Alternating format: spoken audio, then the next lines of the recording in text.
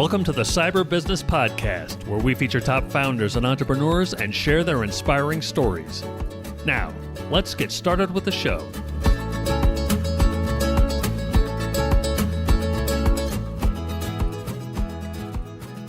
Matthew Connor here, host of the Cyber Business Podcast. Today, we're joined by James Barrell, CIO at the Atlanta Mission. James, welcome to the show. Hey, thanks for having me. Thanks for coming on. Before we get too far in, a quick word from our sponsors. This episode is brought to you by cyberlinks.com. That's cyber, L-Y-N-X.com. Do you know if a hacker's in your system? Most people and most companies don't until it's too late and the hacker's already done damage. A hacker's job is to bypass your security, so companies need a way of knowing when someone's gotten past their security. That's where Cyberlinks comes in. We partnered with the best cybersecurity companies in the world to be able to provide our clients with the best solutions at the best prices. So whether it's managed SIM, SOC, EDR, MDR, XDR, you name it, we'll help you find the right solution for you at the best price. Find out more at cyberlinks.com. That's cyber, L-Y-N-X.com. And now back to our show. James, for those who aren't familiar, can you tell us about Atlanta Mission and your role there as CIO? Yeah, absolutely. So Atlanta Mission is the Southeast's oldest and largest homeless shelter. We've been around since 1938. We serve up to 1,000 men, women, and children every day. And one thing that's unique about us is that we have what we call the transformation model, where it's to kind of get the root cause of how this individual situation they ended up in and to help them to be successful and sustainable long term. So we want to help them with if it's addiction recovery or if it's some sort of trauma, mental health care, or if it's just vocational support. We really want to get to the needs for that individual and provide a personalized treatment plan for those individuals. And my role here as CIO is a little bit different than probably a lot of technology organizations.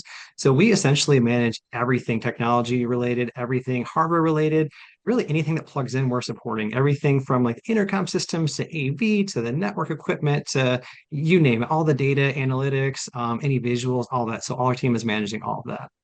That's amazing.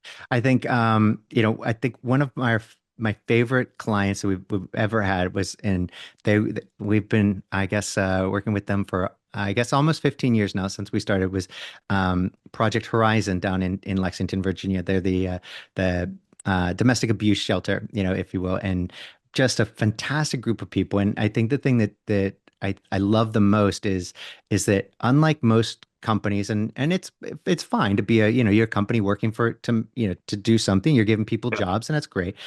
But boy, the mission there is just, it's so impactful and it's so heartwarming.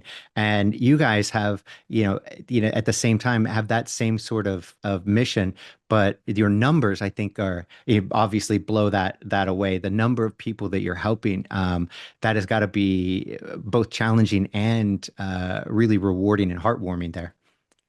Absolutely. It's just so cool to be able to use technology in a space like this. It's one of those things that I was in the corporate world before and I absolutely loved it, but getting the opportunity to use the skills that I learned in previous roles to help people in this way has been so empowering and motivating for me. It's just incredible. And like so the way I kind of got into this is I really didn't think I was going to work for a nonprofit at all. I was in the corporate side of things. Like I said, my daughter was born and I was like, I don't want to be traveling all around the place. I don't want to be gone so much. What else is out there? And I saw a post for Land Mission and I was like, let's see what it's all about. I mean, what can it hurt? And so I went in for an interview. I still didn't think that I would ever work at a nonprofit. I was like, they probably can't afford me, and I don't know if I'd be interested in doing this long term. I don't know what this would look like. I don't know if they have any technology and so essentially I started out as just a data analyst. They needed somebody to help them pull reports from Salesforce and kind of like wrangle some of their data. And I was like, okay, I'm kind of interested in that role. And then I sat down with their director of development, which is kind of like their head of sales. And he started telling me about the work they're doing and the transformation model and the lives they're changing and started telling me about these stories. And I was like, this is really cool. I would love to get plugged in one of these things. And that was 8 years ago now. And I'm still here and absolutely loving it. And this role has kind of grown as I've been in it. And it's just been so cool to see. Like I remember the first month we were here, there was like a reconciliation between the numbers we had in our CRM for how much revenue we had and then what the finance system had. And it was like $70,000 off. And they're like, oh, this is just normal. And I was like, oh my gosh, we have to figure out like what's going on here. What do you mean this is normal? Like we have no idea how much money we actually brought in. Yeah. So just stuff like that. It's been these like fun, interesting challenges that I didn't get in the corporate side of things. And you're wearing so many different hats. I feel like every day is just so completely different. It's been so fun. Yeah, no, that's It's certainly, I think on the IT side and especially where you are, I envision it as being kind of much like that Project Horizon, but probably times 10 or 20 in terms of the amount of people that you've got internally, the amount of equipment, the number of problems. So it's certainly a fun challenge there, and never the same day twice. You're certainly not suffering from a sort of Groundhog's Day problem there at all. So let's talk about the how you use technology to with the mission and to help people. Yeah, so really it's we use technology in all sorts of interesting ways. One of the things that we did, a big initiative for us a year ago, is we really, maybe 2 years ago now, we wanted to be really data driven. So we knew anecdotally that our program was effective, that people were doing well, but we didn't have the data necessarily supported because it's kind of hard to, it's not just selling widgets. It's not doing something like you have to like figure out what your outcomes are. What does a long-term success look like? So if a year from now, if they're still in the house that we help them set up, if they still have their job, like those are the ways that we started to define that, but we still didn't have ways to track it. So like, how are we going to stay in contact with people? How are we going to encourage them to stay in contact with each other so they have that sense of community? So one of the things that we did is first we kind of defined those outcomes, which was for us was like I said, staying in your job for 1 year, having a specific amount of pay where you're kind of able to sustain that as well, having like a safe, secure house, and then being able to have healthy relationships, having some other contacts outside of Atlanta Mission were kind of our goals. So we kind of moved back from there and how can we track that in our system, how we're equipping them, and then how we're actually staying in touch with them long term. So we built out this whole custom CRM with all these outcomes and measurements, and we truly try to automate it to make it not so painful for the team to have to input every one of these little metrics. And we end up developing a custom Salesforce system essentially for that. Launched that. We now have, I mean, probably 10,000 records between the service deliveries and the people we serve and the outcomes and all these things. And we have all this data in there. And it has shown us so many cool things that we just had no idea before. So, for instance, we've always served those individuals that we consider chronically homeless, which are individuals who have been homeless for a long period of time or frequently homeless. But what we've seen over the last couple of years is more people who are what we call situationally homeless, where it's somebody who they've just lost their place, they just lost their job, like this is probably their first time not having a place to go, and their needs are often very different than those who are chronically homeless. So seeing that data has allowed us to adjust some of our programs and provide different services and support for those that we just never would have known before. That's really interesting because I think that's one of the things I got from kind of exploring your website and diving into the mission some more. And I think that's really surprising because on the one hand, I think a lot of people think when they think homeless, they're really thinking of the chronically homeless and those with probably mental, challenges and so then there's a whole and substance abuse issues. So that's kind of one segment of the population, but where you focus, the Atlanta Mission is focusing more on those people who are more situationally homeless. Is that right? Yeah, so historically we focused more on the chronic homelessness because that was really an area of need in our city that nobody else was serving. But now we are supporting more situationally homeless because there's just more of a need for it. And it's everybody, like people obviously don't fit into boxes. Everybody has like such a unique story and such unique needs. And it's one of those things that I think that a lot of times we have these like preconceived notions of who a homeless individual is or what they're like or what they need. And like working at the mission honestly has totally blown that out of the water for me. Like we have individuals who are CEOs of companies at one point. We have individuals with master's degrees. We have individuals who are like police officers who just transferred. Like it's all over the place. And like so many of these people just like they just need somebody to give them that hand and kind of pull them up by the bootstraps and help them kind of equip the tools and say that you're worth it, you're loved, and we're going to support you through this. When I first came to the mission, they challenged me to lead one of the classes, and I was like, I can't lead the classes for these people. I don't know I don't know their situation. Like this is kind of daunting.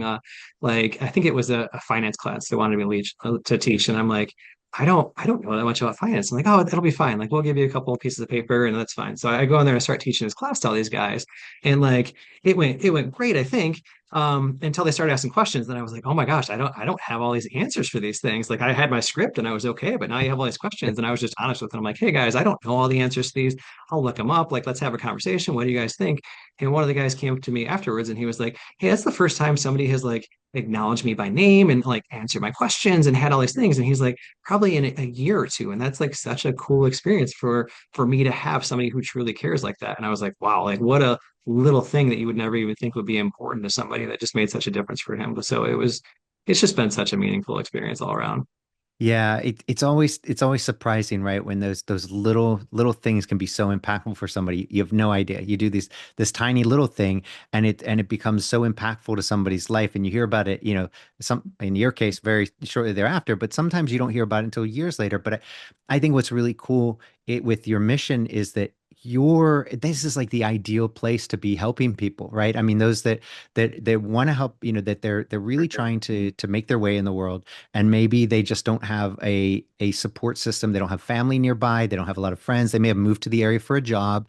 Things fell through, and stuff like that happens. And now you're kind of stuck, and or people just don't have family and friends, and they're trying to make their way in the world. And everybody, ends up needing a hand. Nobody's an island. No matter how successful somebody is or isn't, then nobody succeeds on their own, right? It's a team effort. So to be able to be that provide that level of support, it's got to be wildly, yeah, kind of rewarding. So, and I can't help but think when you were talking about using the technology, that the thousands of data points there to have all that together and be able to build those communities, follow up on that, and see, because normally it's really hard to track relationships, right? I mean, I know that's what CRM is supposed to be for, but the reality is most people use it, in its most basic level, and it barely, kind of chugs by and reminds them of certain things occasionally, and then fine, okay, cool.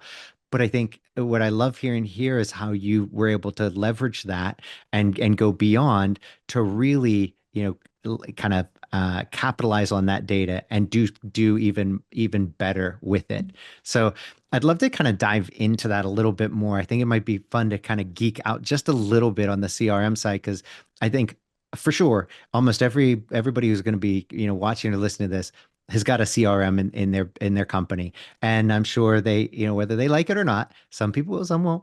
I think yours will be a really great example of the power of CRM, and how that's just one technology that you can do to do good in the world. So if you could, let's kind of geek out a little bit on that. Like, can you walk us through it a bit?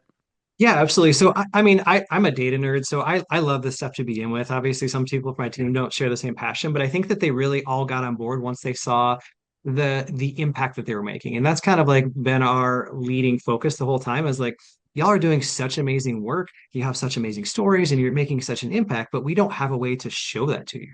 So like, hey, let's work together to kind of develop and build this. And so, like I said, we really from the ground up built the system for that. So like how many people are we coming to serve? What's the intake process look like?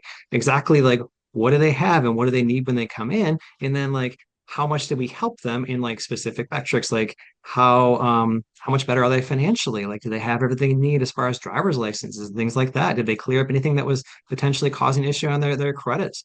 Um, were they able to get back in contact with their family? Do they have some healthy relationships? So like really building this custom system from the ground up, we kind of started from the outcomes and worked back. Like what are our KPIs that we want to track, that we want, that are key metrics?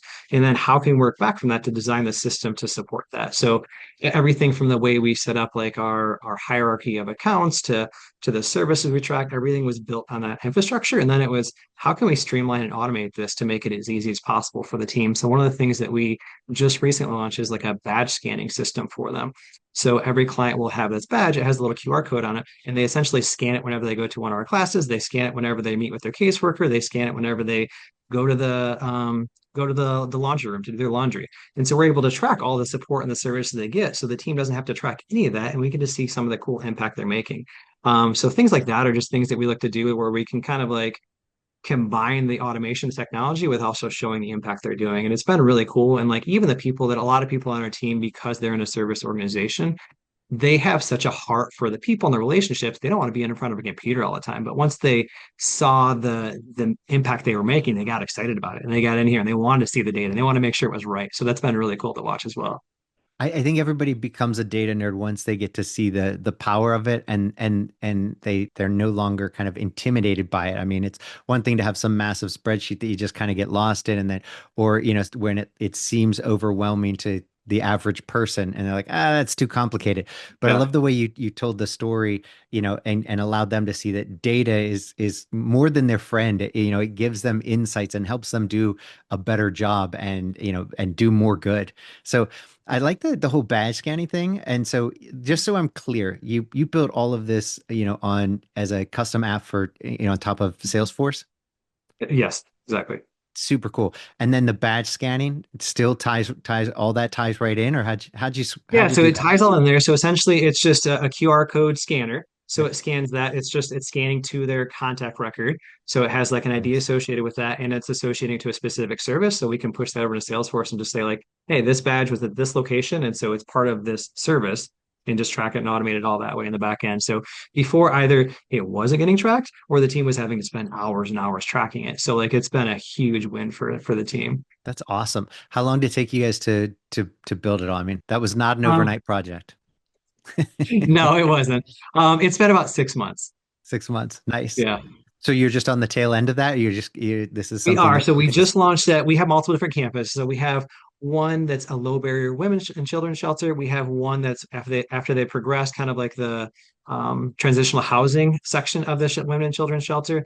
We have a men's shelter, and then we have an addiction recovery. So we've just launched at one of the shelters. We're kind of nice. piloting in there to make sure everything goes smoothly, and then we'll launch the other ones in the next couple of months. Yeah, that's super cool. So one of the things I love, is that I think we've had just so many CIOs and on the show, and no two have had the same path to CIO. And so I'm kind of curious.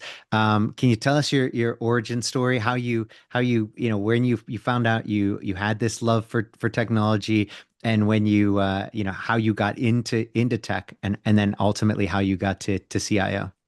Yeah, my path was absolutely not a straight line at all. So growing up, my dad actually was a website developer, so I kind of poked around in it a little bit. Like I thought it was fun to help him debug things, but honestly, I didn't ever see myself as a career in IT. I don't know why, it just never really occurred to me. And I actually started out college wanting to be a veterinarian, so I was in the pre-vet school there. Did all the pre-vet stuff, went on some trips, and got to operate on animals, did all these cool things. And then I ran out of money, and I was like, okay, well, this I need a different career and I need to do something different. And so I remember just thinking I like psychology. So I ended up switching majors to psychology because a lot of there was crossover. So it was easy for me to finish on time. And also I didn't have to pay a bunch more money because I didn't have to go for an extra 3 years. So I graduated with a psychology degree and I was like, okay, what do you do with a psychology undergrad degree? It wasn't like there was just like a great job waiting for me afterwards. So I ended up going into the insurance industry and I enjoyed it. I loved it. I was doing some field reporting, a little bit of auditing. So there's a little bit of data in there. It was kind of fun, but I wasn't sure what I wanted to do. And they actually got like some CRM systems and they had some different software that they were setting up. And they were like, we don't have anybody to run this. We don't know how to do this. And I was like, I can take a crack at it. Why not? So I started doing that. And they were like, hey, do you want to start doing this full time for us and helping other people? And I was like, yeah, actually, this has been really fun. Why not? And so I did that for, I don't know, 6 months or a year. And then I had a consultant firm reach out to me and they're like, hey, we're looking for a consultant. You can help people stand up new software at different organizations. Are you interested in that? I was like, sure. So I was traveling around helping these people do this. And that was the corporate side of things that I was on for a while until my daughter was born. And it was great, but it was very demanding. You're spending a ton of time doing it. And I was like, this probably isn't conducive for the family life that I want to have, spending a ton of time with my family. And that's why I ended up at the mission. And like I said, I ended up coming in as a data analyst. Um, and that job, once again, I didn't think I was going to work for a nonprofit. I had no idea what I was going to do. I worked for like about a year there and I actually got another offer and I was like, okay, maybe I'll go do that. And the CEO came to me and he was like, hey, if I gave you a counter offer, would you stay at the mission? And I was like, maybe. What's the counter offer? He was like, well, our CIO is getting to retire. Do you want to move into that role? And he can kind of mentor you into that role in about a year or two. And I was like, I didn't even have that in my hot list of possibilities. That would be incredible. So I ended up mentoring under the current CIO for a couple of years and moved in the role. And it's been amazing. Like I said, I've been in this role for gosh, 5 years now. I've been on the mission for 8 years. So it's been incredible. And I just had no idea I'd end up a tech or this role. It's just been amazing. That's awesome. That is a really cool story. And I think the interesting part is how much, kind of CRM played a role in your in your career path, right? It's Yeah. And you never know what it's going to be for everybody. It's different. It's just wild how, tech, it finds a way. Like love, tech, it finds a way, right? It does. So, like, speaking of CRM, and I don't think I can have a conversation these days without bringing up AI. Where do you see AI? Are you guys looking to integrate it into, some of the stuff you're doing to help with, on the data analytics side, on the customer facing side? Are you guys, what are your thoughts and feelings about AI and the mission? Yeah, yeah, it's still, I mean, like everybody else, we're kind of trying to figure out exactly what that's going to look like for us. But some of the things we're trying to pilot now is going to be some resource allocation. So we want to use some machine learning and AI to take a look at, hey, when do we need the most support for our clients? Either because there's going to be a rush because it's very hot outside or cold. When do we need more meals because we have more people? Who are most likely to attrit from our program? Can we provide them some additional support ahead of time? Things like that. Another thing that I think is pretty cool that we're doing is we're actually working on some computer literacy courses with our clients that we're doing currently. And part of that actually is an AI module. So we get them kind of into ChatGPT, some of the LLMs, and just poking around it, something they Right. probably never have touched before. And just seeing the power of it is always super fun to watch them get excited for that. We're taking a look and kind of dipping our toes into agents and what that would look like for us as well. So one of the things that we're talking about piloting would be kind of an agent on our website. Number one, just for like a chat bot, just for people who have questions, but also for people who need help. So if somebody comes to us and says like, hey, I have X, Y, and Z, I need a place to stay. Maybe if we don't have a place for them, we can provide some recommendations, or we can actually kind of go through our intake process and make sure that we're the best fit for them. So that's probably going to be our next use cases we're kind of trying out with AI. Yeah, no, that's super cool. I mean, you guys, you don't do you do a lot of counseling services? We do. So essentially, the kind of the way our program is structured is there's a emergency services. So if somebody just wants to come in and like, hey, I just want to stay with you for 30 days. I just need to get back in contact with my family. I just need to get, back in contact with my employer, whatever it is, like they can totally do that 30 to 60 days typically. We also have our long-term treatment program. And so in that program, you're going to have a few weeks to kind of settle in, make sure you're safe here. We're going to start building that relationship. And then at that point, you're going to meet with your social worker, you're going to meet with your counselors to kind of dig in to see if we can help support you either with any trauma you need to work through or any recovery issues or just mental health in general. So are you looking at AI for the counselors and the social workers to help in the kind of taking notes and tracking everything? Is that something Yeah, that absolutely. So we're already using Otter AI and a couple other tools to do all the transcripts for them and kind of give them that summary for the notes. That's what we're using it for currently. Another thing we're talking about potentially doing in the future is maybe allowing them to do some like telehealth as well. So they're able to just do it virtually, and obviously that would be transcribed as well. Yeah, that's fantastic. Um, you guys are doing, it's just such amazing work down there. And I think, can you, before we head off, can you tell everybody where they can, find out more about the mission and how it can participate, how they can help? Yeah, Yeah, absolutely. So atlantamission.org is their website. Love for you just to poke around, learn more about our services. Feel free to support us if you want to. If you live in the Atlanta area, we're always looking for volunteers and people to help assist us.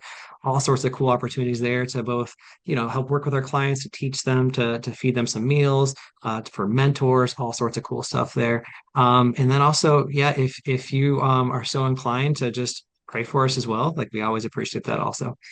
I love it. And also, where can people find out more about you, James? Yeah, so I'm on LinkedIn, James Barrell. Feel free to look me up as well there. Perfect. James, thanks so much for coming on, and until next time. Thanks for having me. Appreciate it. Thanks for listening to the Cyber Business Podcast. We'll see you again next time, and be sure to click subscribe to get future episodes.